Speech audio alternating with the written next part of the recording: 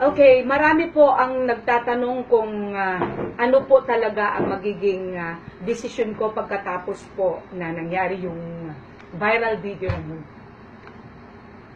Okay, first of all, nakita nyo kung gaano kagalit ang isang mistika doon. Kahit gusto ko nga pong noon na magalit at yung talagang umiyak or ano dahil sa galit ko.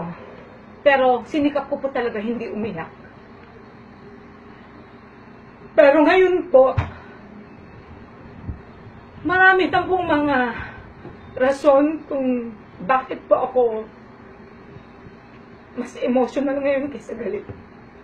Hindi po maiiwasan yung masaktan ako kasi natural, sarili kong prinsipyo ito. Sarili kong buhay, sarili kong karir. Iniris ko, nawalan po ako ng trabaho. Nawalan po ako ng mga sumusuporta sa akin, mga nagmamahal sa akin.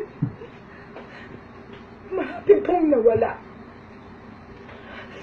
Ang sa akin lang naman po, pamilya ko ang nawala. Tatay ko. Yung hustisya at karapatan at freedom po ang pinaglalaban ko dito. Hindi po ako namumulitika dahil wala po akong balak magpolitika. Isa akong entertainer. So may pinaprotektahan din po akong career. Isa po akong Asian director sa isang napakaliking international company. Kung tutuusin, lahat po ang may affected dahil po sa naging viral video. Pero mas pinili ko po na manatili kung ano po yung dignidad na pinaglalaban ko. Integridad. Kahit sabihin na po nila na wala na daw akong integridad. Masakit po talaga sa akin na marami pong humusga.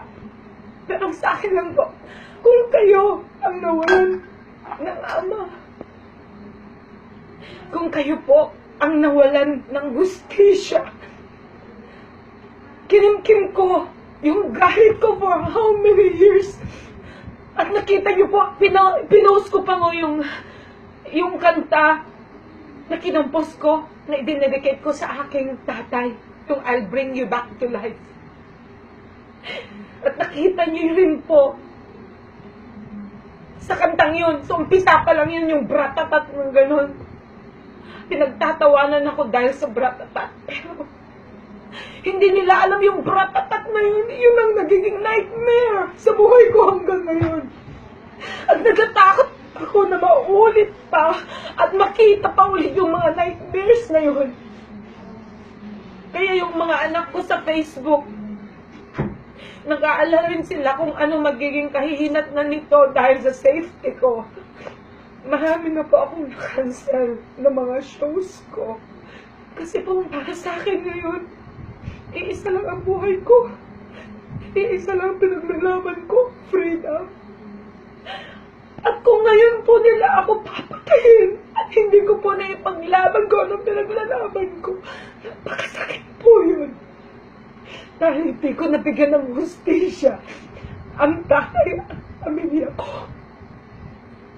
Ngayon, sa labang ito, nakahanda po ako kahit anong mangyari. At sana naman po, marami pong susuporta kung ano man yung pinaglalaban ko kasi hindi po para sa akin ito. Para po sa ating lahat. Para po sa kapakanan ng lahat. Dahil oras na nagkamali po tayo ng desisyon. Magiging masahol pa po ang buhay natin. Ang martial yun noon. Kasi hindi nila nakita. Hindi na imulat sa kanila kung gaano kahirap yung mawalan ka ng karapatan dahil wala kang baril. Katulad po ng sinabi ni Duterte, pagkakaisahin niya lahat ang mga militar, private or public, o mga militar na nasa gobyerno, pagkakaisahin niya lahat ang mga ito. Hindi na kay Duterte ang kamay na bakal dahil siya ang pinakaduwa hindi siya duwag, hindi siya gagamit ng mga militar para lang ipaglaban niya ang kanyang sariling kayabangan. Hindi niyo ba nakikita yon?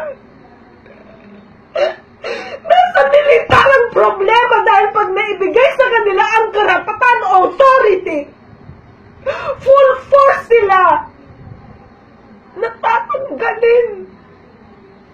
Ang pinaglaban natin matagal na, akala natin nakamtan natin noong nawala si Marcos. Pero pansamantala lang pala yun. Dahil yung freedom na pinaglaban natin sa EDSA, biglang aagawin. Yun na lang ang natitira. Bakit pa natin ibigay ulit yung freedom natin? Bakit?